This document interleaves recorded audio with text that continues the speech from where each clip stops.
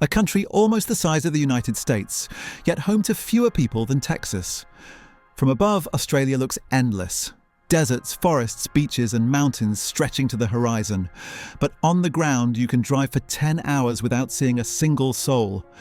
What's strange isn't the emptiness itself, but why it exists. This isn't a land short on food, water or space. On paper, it could hold hundreds of millions of people.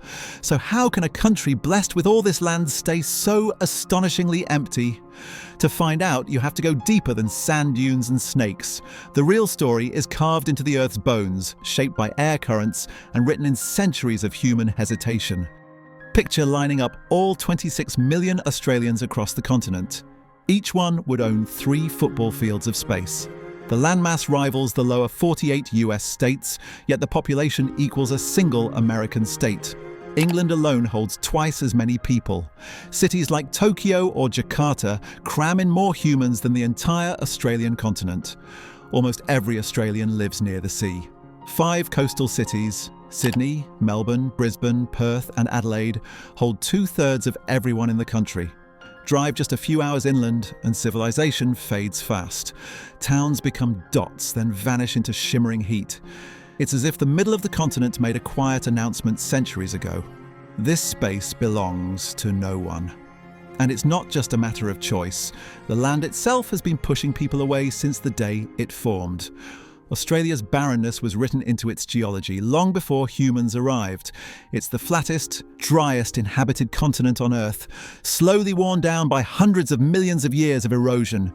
No mountain chains young enough to catch rainfall, no deep rivers to stitch the coasts together, just ancient, exhausted soil that's been ground into dust since the dinosaurs. The continent sits beneath the world's subtropical high-pressure belt, a ring of sinking, bone-dry air that smothers clouds before they can drop rain. Cold Antarctic currents keep the west coast dry, while the Great Dividing Range along the east traps moisture from the Pacific and wrings it out before it reaches the interior. Between those two edges lies silence. More than 1/3 of Australia is desert, not just sand dunes but stone, salt and endless plains where the horizon bends into heat haze. In some towns it might not rain for a year, in others a single storm can dump an entire year's worth of water in one night. The result is chaos, flood and famine in the same place, sometimes within weeks. Even before the first people tried to survive here, the continent had already made its rules: stay near the water's edge or disappear.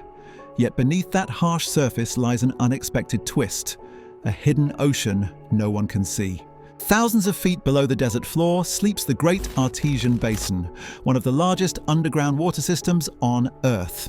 Covering nearly 1/5 of Australia, it holds rainwater that fell millions of years ago, sealed under rock and pressure. When European settlers drilled into it, geysers burst from the ground.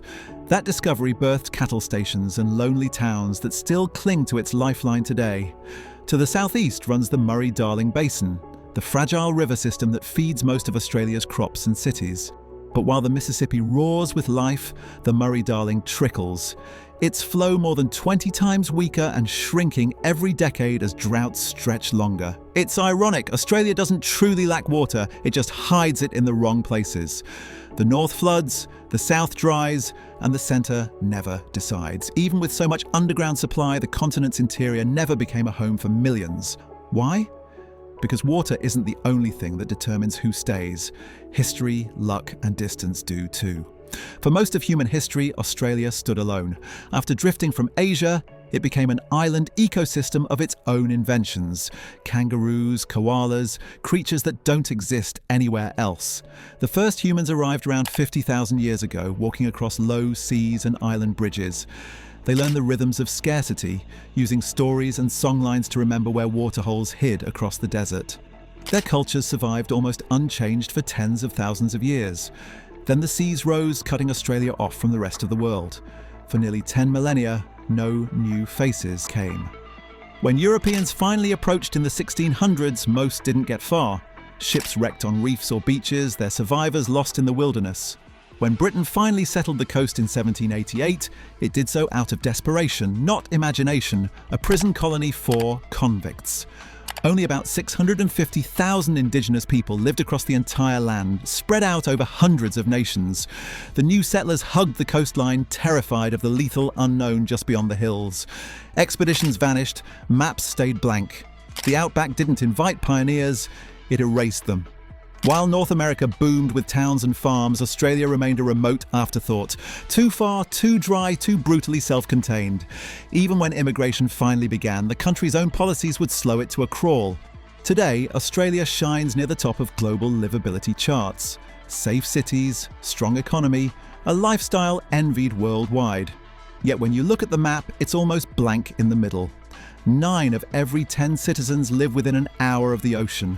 The interior remains a different planet, shimmering heat, long highways slicing through red dirt, and horizons so wide they swallow sound.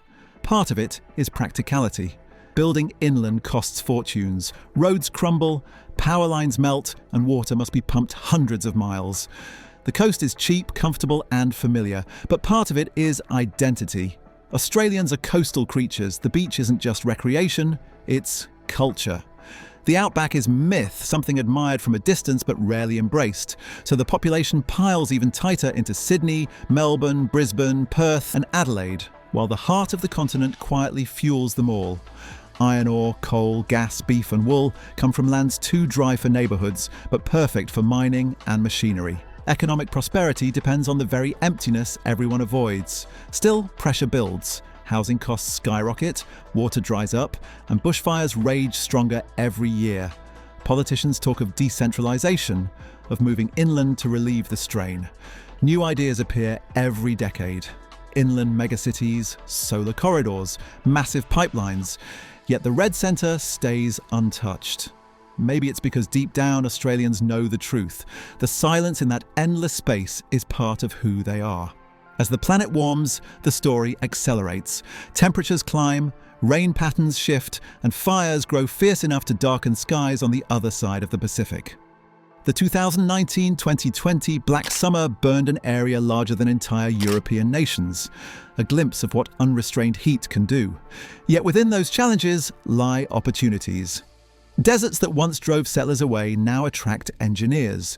Gigantic solar farms and wind fields rise where grass barely grows. Some scientists imagine Australia exporting pure sunlight, renewable power shipped north through undersea cables. The same technology that monitors space probes now tracks underground aquifers, allowing farmers to use ancient water without destroying it. And as climate refugees increase worldwide, many wonder if Australia's vast space could one day shelter new populations. By 2050, the number of people here may reach 36 million, still small, but growing. Whether that growth heads inland or hugs the sea, one thing won't change. This country's extremes: fertile edges versus barren heart, abundance versus austerity. The challenge is deciding how much of the emptiness to keep and how much to risk chasing profit in a land that punishes greed. Look closely, and emptiness here isn't failure, it's balance. Not every stretch of earth should be filled, and not every silence needs breaking. Australia stands between two worlds, the crowded coasts and the untouched void within. That divide defines it. The space itself has become the nation's greatest export. Freedom, distance, the dream of room to breathe. Maybe that's the real secret. Australia isn't empty because people fail to conquer it. It's empty because it refuses to be ordinary. No matter how bright its cities glow, the centre stays quiet. A heartbeat older than humanity itself. So when someone glances at a map and calls Australia empty, remember, in a world choking on noise and density, that emptiness is its greatest treasure. It's proof that the planet still has places too vast for ownership. Places that remind us how small we really are. And as long as that silence endures, the wonder of this lonely continent endures with it.